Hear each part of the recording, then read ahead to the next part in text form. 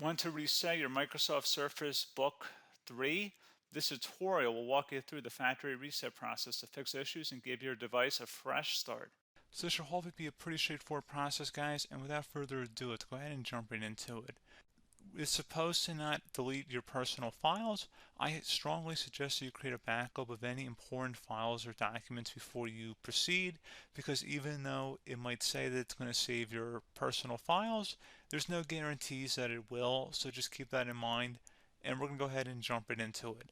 So we're going to go ahead and start by right-clicking on the Windows Start menu, and we're going to select the settings.